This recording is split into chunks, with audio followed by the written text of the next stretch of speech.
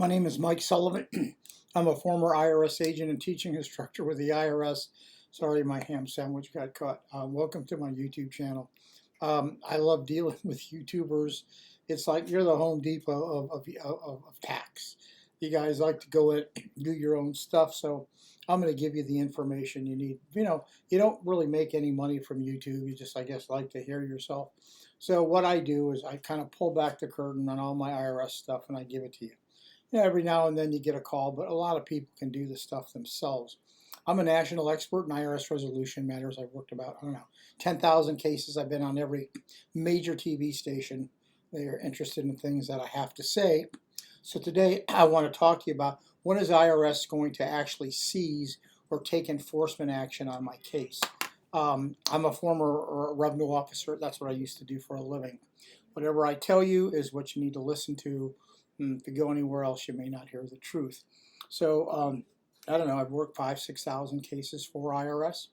What did I have to do before I go ahead and seize anything or take enforcement action? I have to give you notice. IRS is not going to do anything until they give you notice. The problem is some people don't receive their mail and they don't get notice. So what do? You got to pull an IRS tax transcript up and find out where your case is. If you haven't heard any activity from IRS, you don't have any letters, you've moved, you had problems getting mail, you better find out where your case is. But they must go ahead and they must give you a notice. IRS generally sends out with it CP 2000. You get a CP 501, 503, 504. These are all 6 weeks apart. Let me slow that down. You get a CP 501 letter, 6 weeks later 503 letter, 6 weeks later a 504 letter, and then they give you 1058. IRS cannot take any enforcement action or seizure action until they give you your collection due process appellate rights. Now, many people, when they get the 504, do a knee-jerk reaction and say, oh, I better call IRS. Before you call IRS, you better know how they are going to go ahead and look at your case. Most people don't have a clue. If you just pick up the phone, you call IRS with a 504 letter and say, okay, what's this? You may wind up with a pretty serious payment agreement. You must understand IRS is going to ask for a financial statement. They're going to want it detailed with bank statements, pay stub, copy of your expenses, and IRS is going to apply a national standard of expenses on your account. IRS is going to take into consideration and limit your food and clothing, your housing and utilities, your car payment, and what you can spend on your car.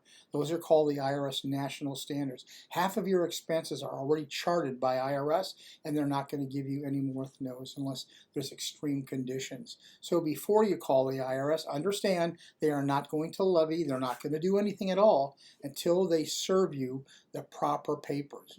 Sometimes the 504 comes certified, sometimes it doesn't. If you have not heard from IRS in a long time, go on the irs.gov portal, pull out your transcripts up, and find out where your case is. If you just happen to call IRS and say IRS, and you got through within 4 hours and say, where's my case? They may activate your case to collections. On small cases, you have nothing to worry about. On large cases, don't touch them. You need a tax professional. You can always call us. I can give you a free consultation. Call your own accountant, whoever you use.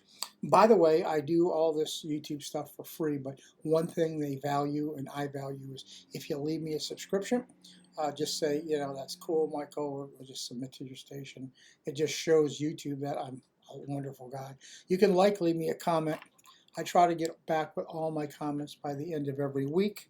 Thank you very much for listening and trying to make the process simple for you to understand. Thank you.